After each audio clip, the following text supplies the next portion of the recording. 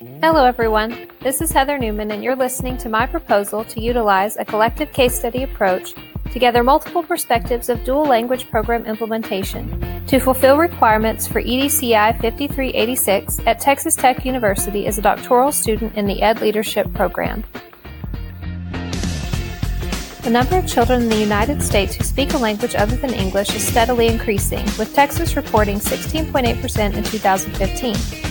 Research concerning English learners compares the efficacy of instructional models for closing achievement gaps for these students and indicates that dual language programs are an effective model for meeting their needs. The Center for Applied Linguistics produced a guide titled Guiding Principles for Dual Language Education for districts and campuses to use when planning and implementing dual language programs. While the guide is a model plan based on credible research, no real discussion is given surrounding the specific practices of school leaders and teachers that support ongoing implementation efforts. The purpose of this study is to investigate the successes and challenges of principals and teachers in the first 3 years of dual language program implementation, to identify factors that enhance or inhibit successful program execution.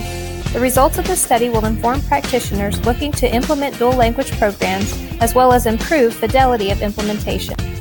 As an elementary teacher for over a decade and now an assistant principal, understanding individual needs remains of utmost importance. Personal perspectives narrate what cannot be seen by mere observation. This study will be limited to the perspectives of 3 West Texas elementary campus administrators and teachers currently implementing a dual language program. Bilingual education in the United States is intricately linked to patterns of immigration from the time the colonists settled in the New World. Now there are a myriad of dual language program models. The goal of dual language models is always biliteracy, academic achievement, and cross-cultural competency.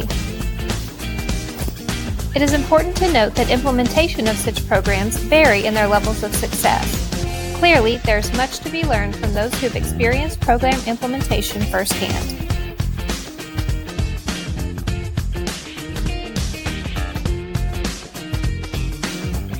A socio-cultural constructivist theoretical framework allows the researcher and the participants to jointly interpret the experiences at each campus through interviews, observations, surveys, and reflections. These findings could lead to new perspectives and implications for future planning and ongoing professional development in dual language programs.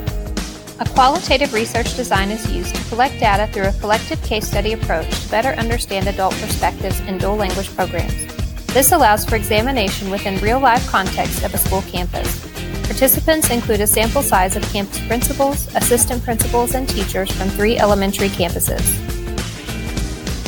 Survey data will be collected from participants using a protocol developed with questions adapted from a rubric in the book Guiding Principles for Dual Language Education. In addition, a blind sampling of interviews will be conducted to gather additional individual data. The researcher will keep a reflective journal throughout to make thoughts and feelings visible. To understand the participants' perspectives, interviews and surveys will be analyzed and coded to allow for deeper consideration of salient themes, recurring language, and patterns of belief.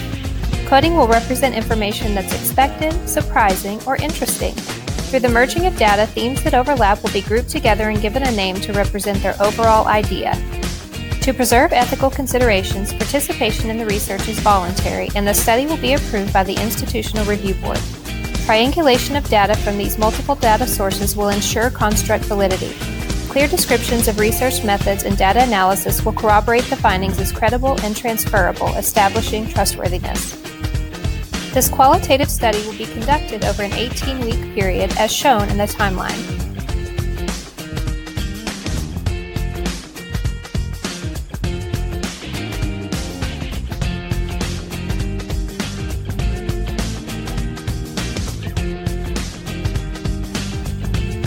The sense of urgency to support English language development instruction in elementary schools is apparent. The aim of this study remains to create a comprehensive, multidimensional view of the dual language context and the successes and challenges that come with program implementation. Empirical research is utilized to provide justification for the purpose and need for this study. For questions or further inquiries surrounding the study, please use the contact information provided.